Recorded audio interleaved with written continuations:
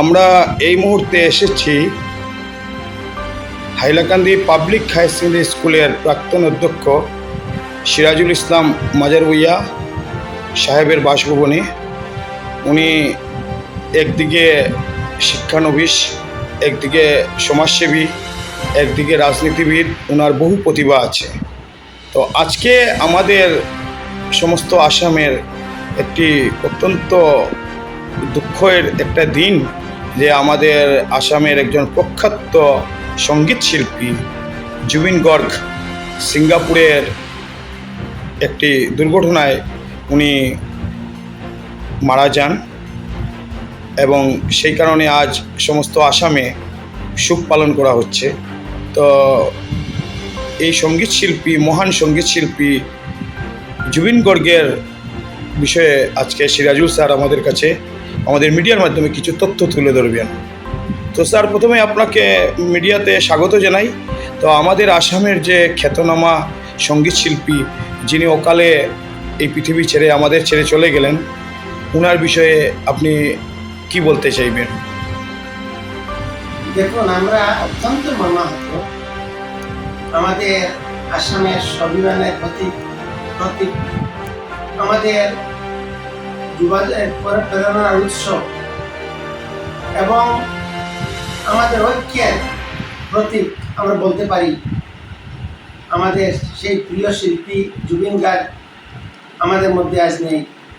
আমরা ভাষা হারিয়ে ফেলেছি। ওনার প্রতিভা,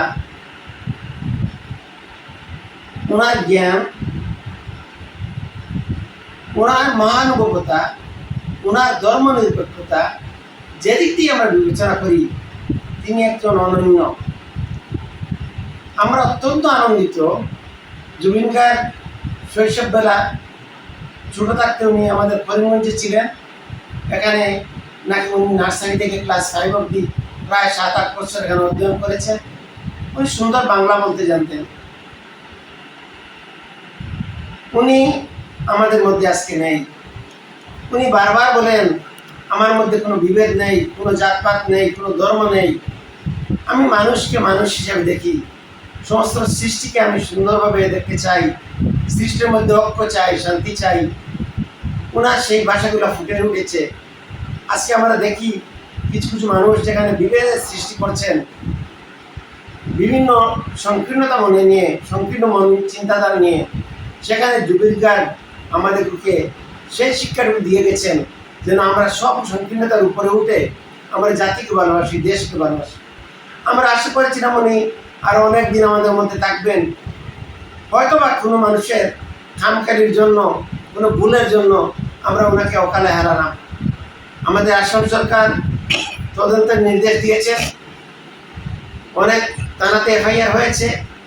আমাদের আসামের মাননীয় মুখ্যমন্ত্রী ডক্টর হিমন্ত বিশ্ব শর্মা সিআইডির হাতে তা অর্পণ করেছেন। আমরা আশা করব তার সঠিক তদন্ত হবে এবং যদি বা কোনো দোষী থাকেন তারা উপযুক্ত শাস্তি পাবে। জুবিন আমাদের মধ্যে অমর। তিনি মরিয়া মরেন নাই। তিনি প্রত্যেক যুবকদের অন্তরে আজীবন তিনি চিরস্থায়ী থাকবেন, চির অমর হয়ে থাকবেন। জুবিনদার প্রতি আমার অনেক অনেক শুভেচ্ছা, অনেক অনেক শ্রদ্ধাঞ্জলি জানিয়ে আমার বক্তব্য শেষ করলাম। ধন্যবাদ।